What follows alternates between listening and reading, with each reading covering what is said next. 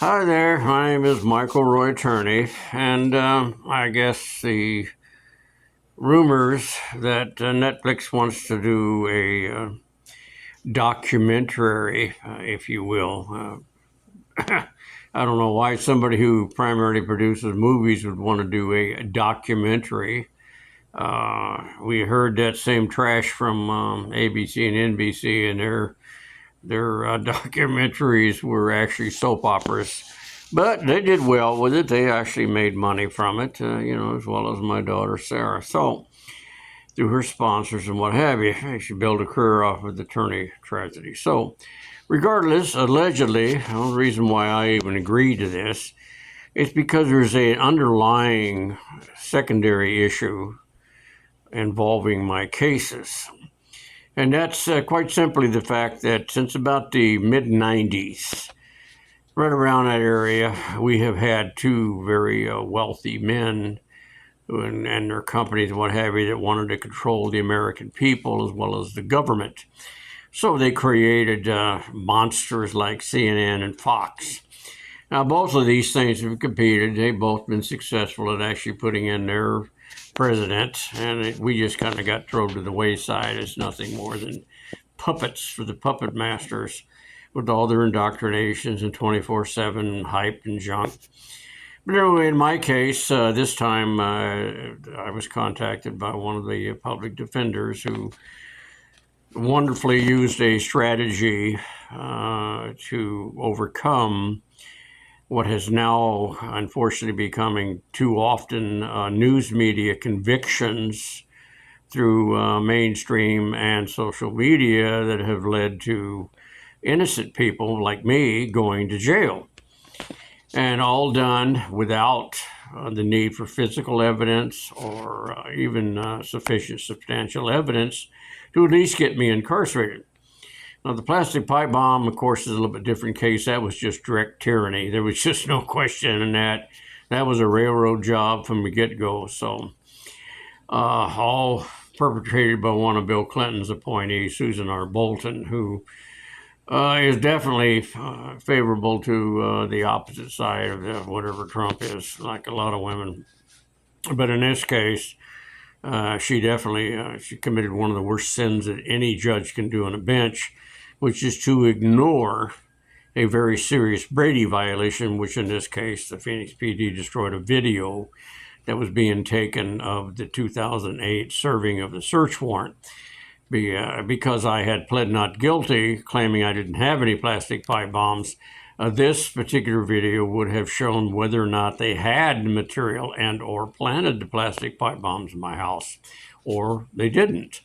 But that doesn't make any difference because Susan Bolton had an agenda, whether it was from her feminine hysteria or whether it was because of paybacks from the Democratic Party for me ratting out on the AFL-CIO for stealing union retirements. Doesn't matter. Anyway, in this up-and-coming alleged documentary by Netflix, it appears that they want to focus on the defense and what they did in reference to my case. Now, I'm 100% for that because though it is not the primary issue involved in the Turney tragedy of Alyssa Marie Turney, of a family already devastated by corporate America with the death of the 34-year-old mother of the family, but having to deal with the bureaucracy involved in Arizona's hypocrisy and authoritarian type government we've always had here for a long time. Very anti-civil, anti-constitutional, as demonstrated by the Phoenix PD and Miranda decision. It continues. But I agreed with this only because the fact that we do have a serious problem that can result in an American, just due to social and mainstream media, can wind up going to prison for something they didn't do, because apparently since the mid-90s, when ABC and NBC became dynasties for controlling American people, we have wound up with two different presidents elected by these media people, and they're very proud of their power control stuff. But in this case, if it will show and bring to the attention of the American people that this is serious, when you can throw away the Bill of Rights just because the news media, whether it be this little social media or it happens to be mainstream media that can actually lead to someone being indicted when there is insufficient substantial evidence that a prior Maricopa County attorney refused to send it, but who was a male, but a female will send it there. And then later, a male sitting judge has to ignore all the mistakes made by a female judge before him, and he turns around and acquits the case because of insufficient substantial evidence in a no physical evidence case. But I'm all for if somehow Netflix wants to take, their power, media power, which is usually for movies, not for documentaries, because ABC and NBC certainly didn't have documentaries. Those were soap operas, folks. I lived this thing, and I can tell you right now about none of them were factual, especially the Peacock one involving with Sarah. That was probably one of the most major disasters I've ever seen, and their big plan to rip me to pieces turned into trash. Where over an hour of filming and a conflict between my daughter Sarah and I wound up with about 6-7 minutes of that's all they could actually use in my statement totally taken out of context again.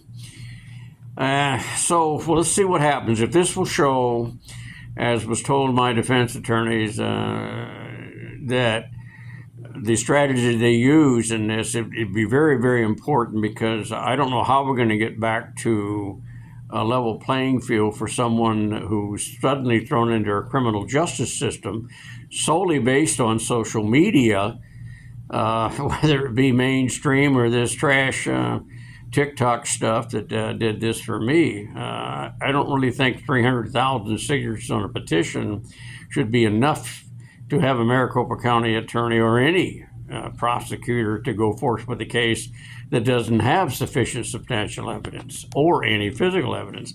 But that's my case. The other case was obviously a railroad job by Susan R. Bolton. So regardless, let's see how this one turns out. I'm not even going to ask for any promises, because media has no moral compass, not in America anyway, especially mainstream ABC, NBC. And I never really made a deal with Fox, but their bitterness over some of us exposing Republicans and various other people and media taking bribes from the tobacco industry to cover up the genocide of 20 million Americans to sell an American product with chemicals they knew would kill them is really disgusting. So good luck to you. I'll sit back and see. Doubt very serious if they want to hear from me perspective, because folks, it doesn't matter. At the end of the day, I know both of my cases were political. They were revenge. They had nothing to do with crimes committed, but they took an American who served his country and his community with honor, law-abiding citizen, and then suddenly took his personal life to make him look bad and turned it into criminal cases and then persecuted him. The last one, to me, is something that's just almost unbearable to even think exists and within our boundaries of this great nation, and that is a torture chamber at Maricopa County Jail, to where an American can be deprived of sleep, sunshine, inadequate diet, and then to be railroaded into forcing you to try and take a plea bargain in order to get away from that kind of horrible treatment. It used to be called punishment before due process, which is very, very much in violation of our inalienable rights. So good luck to you. It's about the Constitution, it really is, but another documentary, I'd be surprised. These people make movies, not documentaries. Good luck to you.